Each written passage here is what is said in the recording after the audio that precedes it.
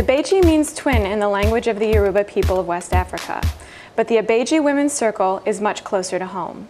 It gathers a diverse group of women together at the United Church of Rogers Park in Chicago, where they learn skills that are vital for working cooperatively for social change.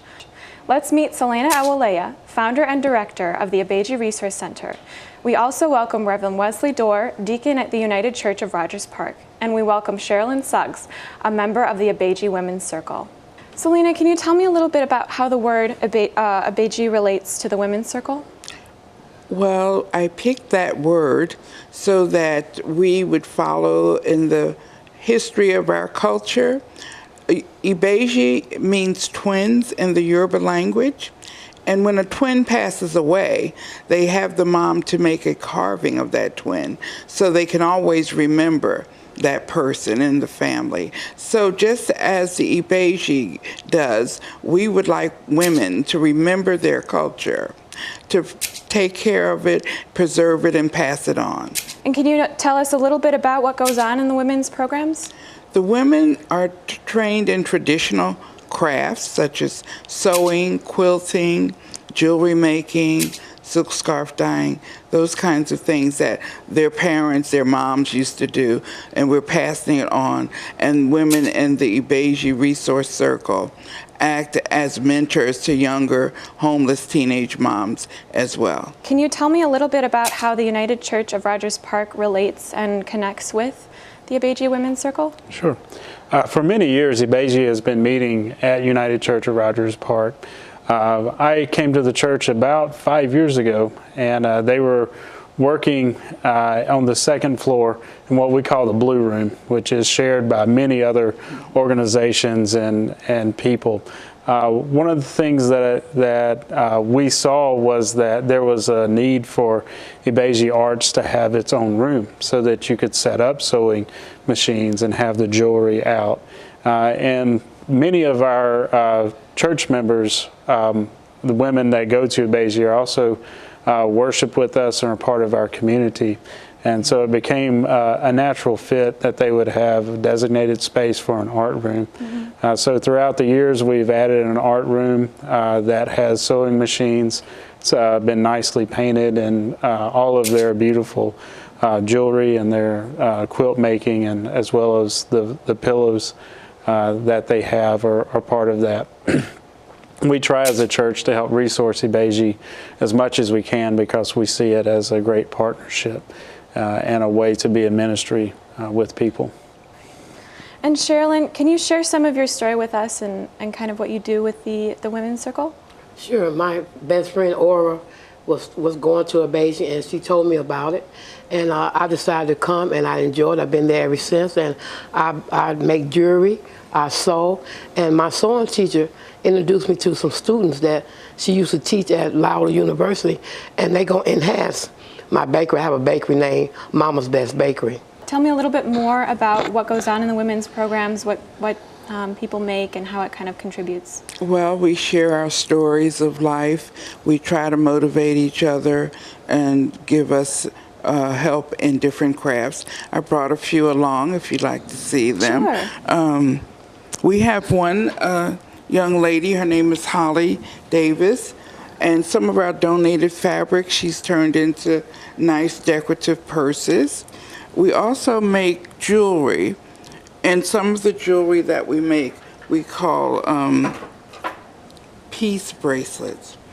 And what we've done with the peace bracelets, we want to help our women have an income from this, so we're teaching them how to make these, and we'll try to sell them and give them some extra economic value from it. Mm-hmm. Okay, and to kind of continue with that, why do you think it's so important for these women to learn these skills?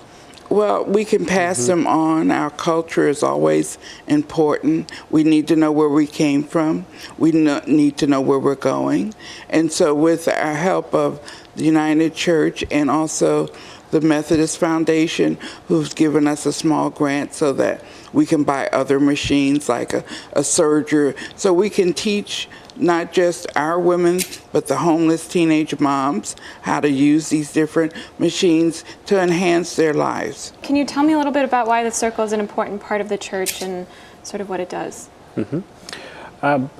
At United Church of Rogers Park, we're in one of the most diverse neighborhoods, and what the circle does is it brings in people to the church that may not come in a traditional church setting. They come and they meet Selena, they meet other ladies in the circle.